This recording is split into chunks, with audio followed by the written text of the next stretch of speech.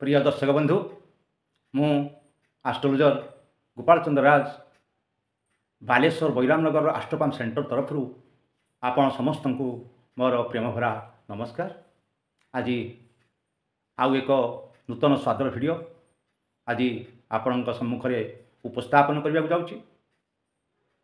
आज विषय वस्तु रही सूर्यंकर उत्तरायण हो बा दक्षिणायन बिछा राशि न थाए पर्वाय।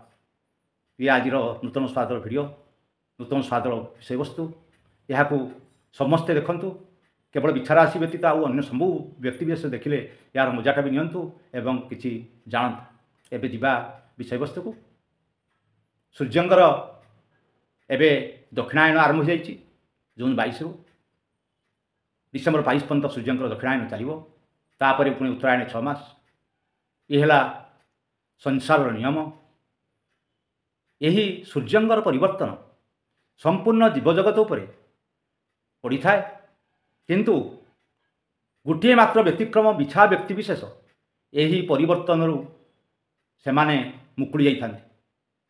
केवल 12टी राशि मध्यरु केवल गोटे मात्र व्यक्तिविशेष बिछा जो मानकर बिछा लग्न होइथिबो बा बिछा राशि भी होइथिबो से माने यही परिवर्तनर किसी तांकु फरक पड़े ना।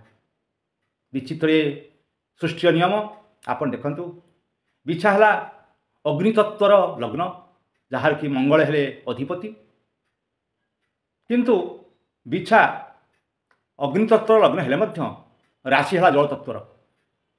बिछा राशि हला जलतत्वर राशि तेणु एठी निया आ पानी खेल जोटी कि अन्य कौन व्यक्तिविशेष न थाए।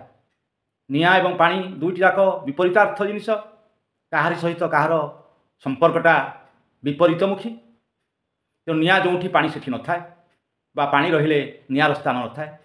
ये भगवान विचित्र सृष्टि है। तेणु बिछा व्यक्तिविशेष ध्यान देवा उचित जे सेमानंकर जीवनटी यही निया पानी खेल भितर से जीवन चक्र चली थाए। बिछा व्यक्तिविशेषंकर भाग्याधिपति चंद्र कर्माधिपति हेले सूर्य दैवी आशीर्वादर कारक हेले बृहस्पति। तेणु तीन जाक ग्रहंकर शुभ ग्रहंकर दृष्टि बिछा व्यक्तिविशेष पर पड़े। बिछा व्यक्तिविशेषंकर मध्य शनि सेमिति शुभ नुहे कारण शनि हेले तृतीय एवं चतुर्थ स्थान अधिपति। तेणु शनि एम प्रति सेमिति विशेष किसी खराब भी नुह। एमानंकर जेतेबेले ये सूर्यंकर परिवर्तन एमान किसी प्रभाव पकाए ना। एमाने एज यूजुआल उत्तरायण जपरी दक्षिणायन मध्य सेहीपरि एमाने समय को अतिबाहित करती। विचित्र कथा देखंतु गोटे मात्र बिछा लग्न बा राशि जो जगार चंद्र जो यार भाग्याधिपति जहाँ चंद्र जो लग्नर भाग्याधिपति है चंद्र सी जदि से बिछा रही बिछा सारा नीच स्थान। तेणु भाग्य एमानंकर सबुले नीचू चली जाए। तेणु एमाने सामान्य किसी जदि पदक्षेप नेबे सतर्क हेबे एमाने जीवनर बहुत उच्चतम सोपान पहुँचीजे। जीवनर अनेक उच्च स्थान को जी किंतु सामान्य मात्र टिके जदि एमाने सतर्क हेबे एमा निश्चित भाव में बहुत उच्चतम सोपान को पड़े। एमाने टिके क्रोधी स्वभाव हेले मध्य जेहेतु निया पानी खेल एम जीवन में ये सांगे सांगे निआरे पानी पड़ला भाया एमानंकर क्रोध शांत हो जाए। एमाने प्रति कार्यक्षेत्र में निया भरी नहीं पड़े बेले बेले से माने शांत स्वभाव रही जाते। गोटे मात्र सतर्कता एम नवा पड़ता है जितेबले शुक्र एमानंकर सप्तमाधिपति एवं द्वादशाधिपति। तेणु शुक्र एमानंकर कामना वासना को उज्जीवित कराए। एमाने जदि जीवनर कामना वासना को निज आयत्त रखिबे ताहले एमाने जगज्जिता हो। जदि यही सुखकटिक एमाने जदि पर झील पर बहु प्रति कुदृष्ट देखिबे बा कामना वासना से मन में चिंता आसब एमान प्रति लक्ष्मींकर कृपा भाजन एम हो पारे। एमाने जेते ऊपर को उठले हठात एमानंकर अधपतन हेबो। एमाने जदि पर झील बहु को एमाने कु नजर देखिबे एमा निश्चित भाव में अधपतन शिकार होई जेते ऊपर को उठी थे सी तलू खसी आसबे। এই কথাটাକୁ এମାନେ ନିଶ୍ଚିତ ଭାବରେ ଗୁରୁତ୍ୱ ଦେବେ।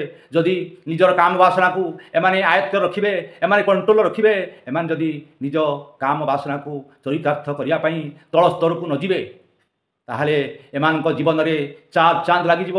ଏମାନେ ବହୁତ ଉପରକୁ ଉଠିଯିବେ। ଏ ପୃଥିବୀରେ ସେମାନେ ବହୁତ ନାଁ କମିଦେବେ।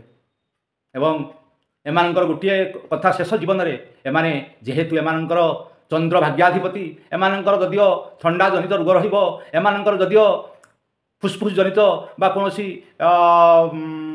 ପାଣି ଜନିତ ରୋଗ ରହିବ, ଏମାନେ ଯଦି ଟିକେ କଣ୍ଟ୍ରୋଲ ରହିବେ, ଏମାନେ ଯଦି ସବୁବେଳେ ଟିକେ ସତର୍କ ହେବେ, ନିଆଁ ଆଉ ପାଣିର ବାଲାନ୍ସ ମେଣ୍ଟେନ୍ କରିବେ, ଏମାନଙ୍କର ଜୀବନ ସୁଖମୟ ହୋଇଯିବ। ଏମାନେ ସବୁବେଳେ ଅତ୍ୟଧିକ ଥଣ୍ଡାକୁ ବର୍ଜନ କରିବା ଉଚିତ, ଅତ୍ୟଧିକ ଗରମକୁ ବର୍ଜନ କରିବା ଉଚିତ।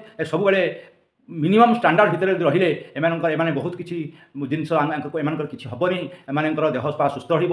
ଏମାନେ ନିଶ୍ଚିତ ଭାବରେ ଆଗେଇ ଚାଲିବେ। ଇଏ ହେଲା ମୋର ଆଜିର ବିଛାରାଶି ବିଛାଲଗ୍ନ ବ୍ୟକ୍ତିମାନଙ୍କୁ ଅନୁରୋଧ।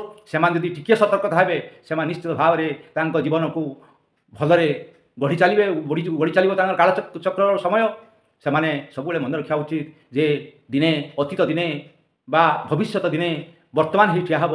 ତେଣୁ ସେ ଭବିଷ୍ୟତକୁ ଆଖି ଆଗରେ ରଖି ଯଦି ବର୍ତ୍ତମାନ ରୂପକ ମହୁକୁ ଏମାନେ ଆସ୍ୱାଦନ କରିବା ପାଇଁ ଏତେ ବ୍ୟସ୍ତ ବିବ୍ରତ ନ ହେବେ, ତାହେଲେ ଭବିଷ୍ୟତର ବିଷ ଏମାନଙ୍କୁ ଦିନେ ମଧୁ ହେଇ ତାଙ୍କ ଉପରେ ବସିବ, ମହୁ ହେଇ ଏମାନଙ୍କ ଉପରେ ବସିବ। ଏମାନେ ନିଶ୍ଚିତ ଭାବରେ ସଫଳତା ଆଡ଼କୁ ଆଗେଇ ଯିବେ। ଆଜି ମୁଁ ଏତିକି ରହୁଛି। ତେଣୁ ଏହି ବିଛା ବ୍ୟକ୍ତିବିଶେଷକୁ ମୋର ଶୁଭକାମନା। ସେମାନେ ଜୀବନର ପ୍ରତି କ୍ଷେତ୍ରରେ ନିଜକୁ କଣ୍ଟ୍ରୋଲ କରି ଆଗେଇ ଚାଲନ୍ତୁ ଏବଂ ଜୀବନରେ ସଫଳ ହୁଅନ୍ତୁ। ଏତିକି ରହିଲି। ଧନ୍ୟବାଦ।